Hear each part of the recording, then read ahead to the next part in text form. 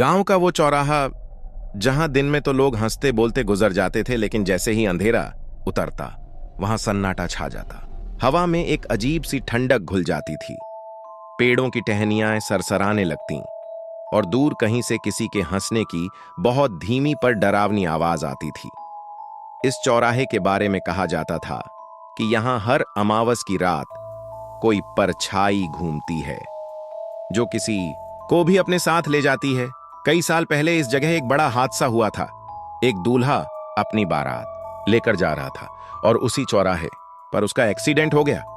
उसके बाद से गांव वालों का कहना था कि उस दूल्हे की आत्मा अब भी वहीं भटकती है, अधूरी शादी की कसक में।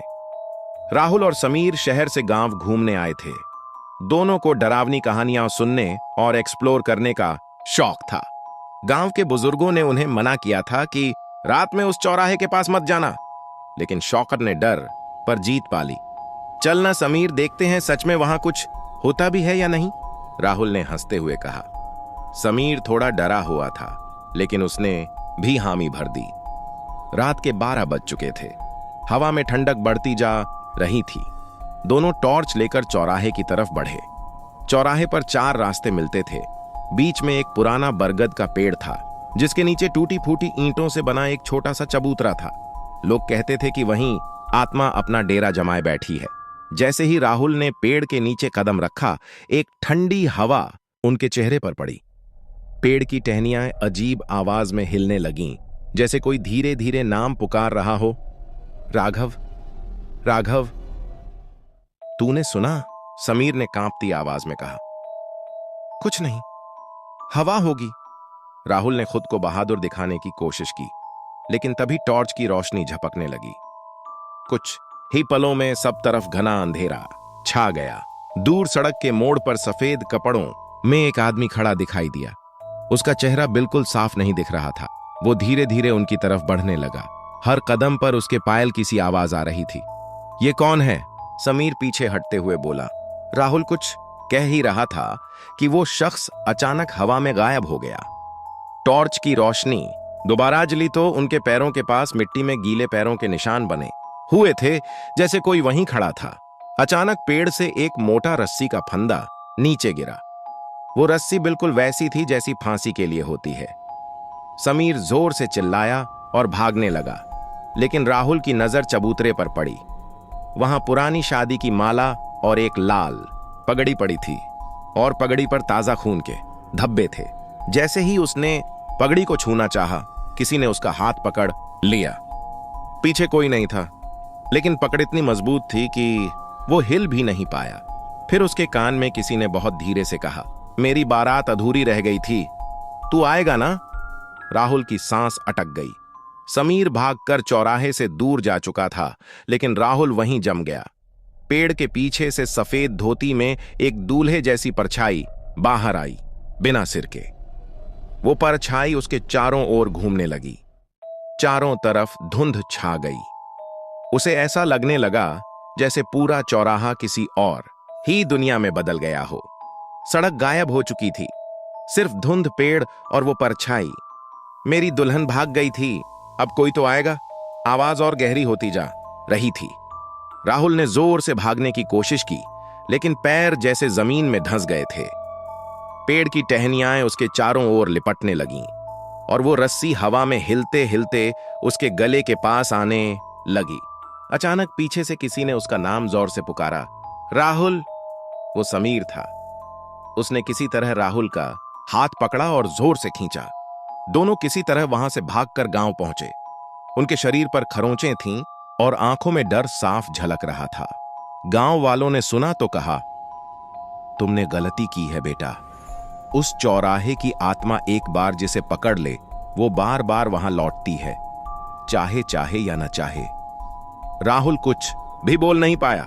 रात भर उसे वही रस्सी और वही परछाई सपनों में दिखाई देती रही, और जब सुबह उठा, उसके दरवाजे पर एक लाल पगड़ी रखी थी, वही जो उसने चौराहे पर देखी थी। लोग कहते हैं वो दूल्हा अपनी अधूरी शादी पूरी करने के लिए हर अमावस किसी को ढूंढता है, और अब उसकी नजर राहुल पर है। राहुल उस रात के बाद कभी पहले जैसा नहीं रहा। सुबह दरवाजे पर रखी लाल पगड़ी को देखकर उसकी रूह कांप उठी थी। उसने तुरंत उसे बाहर फेंक दिया, लेकिन जैसे ही पगड़ी जमीन पर गिरी, हवा में वही फुसफुसाहट गूंज उठी। अब भाग नहीं सकता, शादी तो होगी। गांव वालों ने उसे समझाया कि अब उसे उस चौराहे से दूर रहना होगा, पर अंदर ही अंदर राहुल जानता था कि अब बहुत देर हो चुकी है। उस आत्मा ने उसे चुन लिया था। दिन बीतते गए, लेकिन अजीब घटनाएं बढ़ने लगीं। रात को कमरे की खिड़कियां अपने आप खुल जातीं, दीवार पर किसी के कदमों की छाया दिखाई देती और बारात की ढोल नगाड़ों जैसी आवाज सुनाई देती। सबसे डरावनी बात यह थी कि यह आवाज सिर्फ राहुल को ही सुनाई देती थी। एक रात समीर उसके कमरे में आया। तू ऐसे डरते डरते पागल हो जाएगा यार, चल किसी पंडित को दिखाते हैं। राहुल ने सहमते हुए सिर हिलाया। दोनों अगले दिन गांव के किनारे एक पुराने मंदिर में पहुंचे, जहां एक बूढ़ा पंडित रहता था। पंडित ने बिना कुछ कहे राहुल की तरफ देखा और बोला, तू उस चौराहे के दूल्हे के वचन में बंध चुका है। अब सिर्फ वही उसे छुड़ा सकता है, या फिर तू उसकी बारात का हिस्सा बनेगा। राहुल के चेहरे का रंग उड़ गया। क्या मतलब? उसकी शादी अधूरी रह गई थी। हर 21 साल में वो किसी जीवित इंसान को अपनी दुल्हन या दूल्हा बनाने आता है। इस बार उसने तुझे चुना है। पंडित ने कहा कि उसे उस आत्मा के साथ सामना करना ही होगा, भागने से कुछ नहीं होगा। अमावस की रात वो आत्मा सबसे ज्यादा शक्तिशाली होती है और उसे तभी रोकना पड़ेगा। अगली अमावस बस 2 दिन दूर थी। राहुल ने हिम्मत जुटाई और तय किया कि इस बार वो भागेगा नहीं। समीर और पंडित उसके साथ थे। उन्होंने बरगद के पेड़ के नीचे एक यज्ञ कुंड बनाया और चारों दिशाओं में लाल धागे बांध दिए, ताकि आत्मा उस घेरे से बाहर न जा सके। रात जैसे जैसे गहराती गई, हवा भारी और ठंडी होती चली गई। पेड़ की टहनियां पहले से ज्यादा डरावनी आवाजें निकाल रही थीं और ठीक 12 बजे वहीं परछाई फिर दिखाई दी, इस बार ज्यादा साफ। सिर पर सेहरा था, लेकिन चेहरा अब भी धुंध में ढका हुआ था। मेरी दुल्हन, वो परछाई बुदबुदाई। राहुल कांपते हुए बोला, मैं तेरी दुल्हन नहीं हूं, मैं जिंदा हूं और तुझे यहां से जाना होगा। आत्मा जोर से हंसी।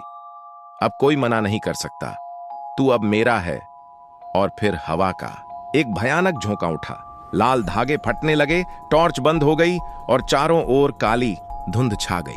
पंडित ने मंत्र पढ़ना शुरू किया। आग की लपटें यज्ञ कुंड में तेजी से उठने लगीं। आत्मा पास आती गई और जैसे ही वो घेरे के अंदर पहुंची, अचानक जमीन हिलने लगी। बरगद के पेड़ से वही फांसी का फंदा नीचे गिरा और अपने आप राहुल की तरफ बढ़ने लगा। राहुल के शरीर ने जवाब देना शुरू कर दिया, जैसे कोई अदृश्य ताकत उसे खींच रही हो। समीर ने उसका हाथ पकड़ा, लेकिन उसका भी शरीर हवा में उठने लगा। पंडित जोर से मंत्र चिल्लाने लगे, एयूएम काल भैरवाय नमः, एयूएम काल भैरवाय नमः। आत्मा का चेहरा धीरे धीरे साफ दिखने लगा। वो एक दूल्हा था। उसकी आंखों से खून बह रहा था और गले में टूटी माला झूल रही थी। वो आगे बढ़ा और राहुल के कान में फुसफुसाया, अब तू मेरी दुल्हन है, कोई नहीं बचा सकता। तभी यज्ञ कुंड में आग की एक तेज लपट उठी और पंडित ने लोहे का त्रिशूल आत्मा की ओर फेंका। एक पल को पूरी जगह आग में डूब गई। आत्मा दर्द में चीख उठी और धुंध में गायब हो गई, लेकिन पूरी तरह नहीं। उसकी हंसी हवा में गूंजती रही। राहुल जमीन पर गिर पड़ा। वो जिंदा था, लेकिन उसने साफ देखा था कि आत्मा नष्ट नहीं हुई थी। वो बस कुछ देर के लिए दबा दी गई थी।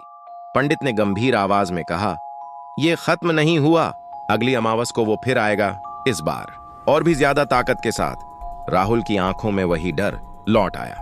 अब वो जान चुका था, यह लड़ाई अभी शुरू हुई है।